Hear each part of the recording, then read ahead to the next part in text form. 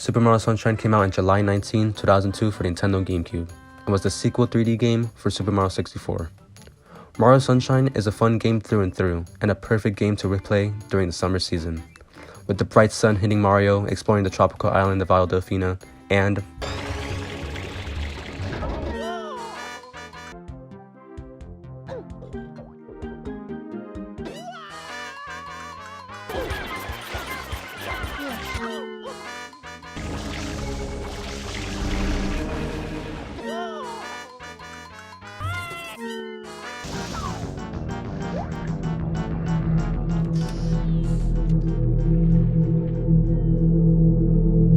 I have one thing to say about this game. Super Mario Sunshine is a weird game. It has its infamous secret levels, using a water device to get the platforms, and repetitive enemies to make up for shines. But I love every single second of this game. There's a reason why this game is a must-have and why you should play this game. I will show how this game shaped the Mario series and how Nintendo approached this game, very differently than Super Mario 64. I'm Dusty Demon Jack, and I will talk about the amazing Super Mario Sunshine. In the beginning of the game, we see Mario and the princess with some toads going on a vacation on the tropical island and head straight into trouble. There's this weird shadow appearing all over the island. You first get FLUDD after learning the basic controls, and after saving the day yet again, the suspect gets thrown into jail because the Piantas expect Mario for the shadow that is spraying the graffiti all over the island. Let me talk about this real quick. How does this and this look alike? Do the Piantas need glasses or something? Bro's blue! Yo, I'm really sorry, okay? What is wrong with you? Why are you blue? The shines are missing from Isla Delfina and must be brought back to restore the power within the island. And in some shines, the shines are coming from the Piantas, so you have to help them to get the shines. Isla Delfina is a place for some ungrateful people, but this matters to the game and to Mario's character. In my mind, I think he wants to do this because he wants to get the real perpetrator after seeing the perpetrator try to capture Princess Peach. This shows how paradise isn't what it seems. Let's talk about the setting. This setting has the best feels for the summer season. Every course is just fun to roam around in, and I love how you can see other courses from up high or on a beach. For example, in Bialco Hills, you can see Pina Park and Rico Harbor, so you can see what levels are in store for you later in your first playthrough. Since levels in 64 were in paintings and were obscured structures, in Sunshine, they have the feeling of a tropical feel, like Pina Park, being one huge fair with a beautiful bright beach, with shiny flowers and a big roller coaster, and can't forget the huge pond of water just to relax in. The shines in this level show the brilliantness the Nintendo team makes for a platformer, and having FLUDD be a huge help in the main mechanic to get across or get to high places is a cool way to approach a platformer. Galado Beach is only one of the few levels in this game, and is only just a shore with a hill to climb on. Definitely the most summer feel level in this game, because the feeling of walking on the beach with your feet hitting the water feels refreshing. The nostalgic memories I have of the Cataquacks were awesome. And if you want to talk about something weird, look at the Cataquacks. These enemies are nothing like we've seen before in the franchise. The course's music even feels tropical, with the stump hits on the drum just highlights the feeling even more.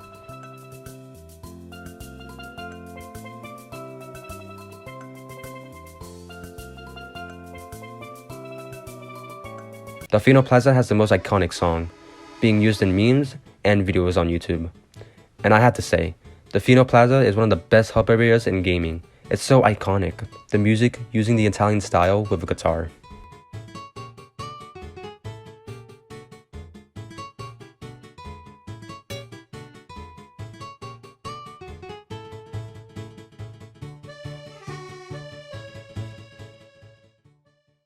Let's talk about the weirdness in this game. Let me say first, I absolutely love this game with every single piece of my soul. I played this game ever since I can remember, and always see myself playing this game again on a hot sunny day. Super Mario Sunshine is definitely an out-of-place game within the mainline Mario games. For example, for this game to get 100%, you have to get all blue coins, and you have to exchange those blue coins for shines, and there are 240 blue coins in total. So let's say you get all the shines in all the levels and secret shines within Delfino Plaza and the airship. You have to go to every level and every shine to get the respective blue coins. Yeah, that's gonna be a hassle if you want the 100%. But in my opinion, getting the blue coins is well done for exploration because getting some blue coins can be a new way to travel an area or explore a new area you never thought of doing before. They help shine out, no pun intended, these levels in a special way.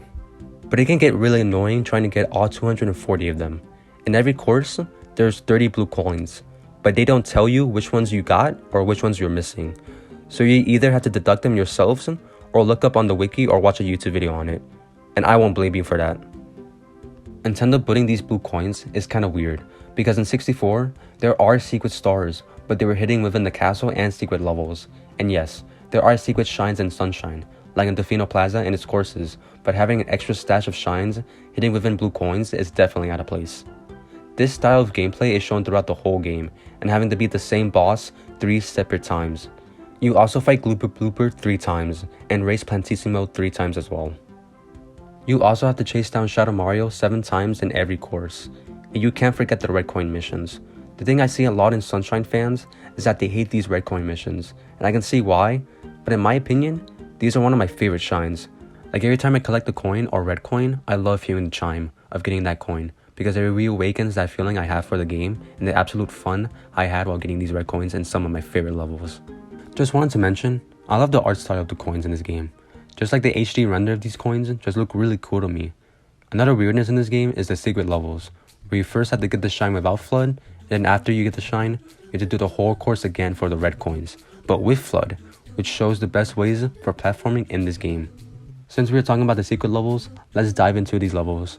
The secret levels are the most memorable thing about Sunshine by far, because the amount of love and nostalgia people get from these levels, that there's one in Super Mario Galaxy 2. The setting for these levels were always a chill place for me, because of the weirdness I get from looking at those platforms going back and forth. I always had the same feeling whenever I'm looking at liminal space photos or videos. These areas give off the same feeling I get, which is peacefulness and relaxation, which is why I love these areas, like the space area, the one with the Oshi eggs and trees, and the bright beautiful sun. Just looking at that sun is one of the best feelings for me. Let's talk about one weird shine. Within the Hotel Casino, there's this shine where you basically have to gamble, and it's really annoying trying to get all the 7s in a row, and getting the 7s within the 2 pairs of slots is really a pain. And even after all that, you have to match the puzzle with water. Let me say that again, water. Trying to spray one puzzle piece can trigger more puzzle pieces to move because it's water, and it can be frustrating to do all this just for the secret level to get the shine. But you have to do this all over again to get the red coin shine. One level I like to think about a lot is the sandbird one, because of its setting and weirdness of it. Like, it's a sandbird within the sky, but I gotta say, it's one of my favorite areas because of the endless pillars that are around. I love seeing objects out in the distance and having them repeat themselves, and having this area above the clouds is so surreal to me. As a matter of fact, the next video we're gonna talk about is the pillars within Bloodborne, so be out on the lookout for that in the coming weeks. But back to the sandbird level. It is weird that Mario's on a sandbird flying above the clouds collecting red coins, but hey, that's game design for you. The other secret level I like to mention is the pachinko machine and the red coins for it. If you play this game, do you understand what makes this level weird? Newton's laws of physics. The fact that the game pushes Mario to the right is off, and it's incredibly hard to go to the left to get the red coins. But this level is very memorable because of this feature, and one of the reasons why I think this game is so great. I remember looking up videos on how to get this shine, which increases my nostalgia for this game even more. Another weird thing about Mario Sunshine, which I very much love, is the beta footage for this game. The first reveal of this game was shown off in Nintendo Space World 2002 on August 22nd. Looking at this footage is very unrecognizable when you compare it to the full release. A lot of stuff shown off were completely changed in the full release of the game. I mean, look around. I think this area was supposed to be a version of Defino Plaza or Bianco Hills, with a weird tall looking enemy walking around. And a year later, the game was shown off again, and this is the Sunshine that everyone knows. The only thing different is the health icon for Mario being numbers instead of slots in the full release. I love looking up beta footage and researching what these beta versions look like, and I love seeing progress of game making in a great Mario game. I would like to mention Noki Bay real quick, because Noki Bay is my favorite course. The way Noki Bay is built and the level design for this area just makes it my favorite in the game.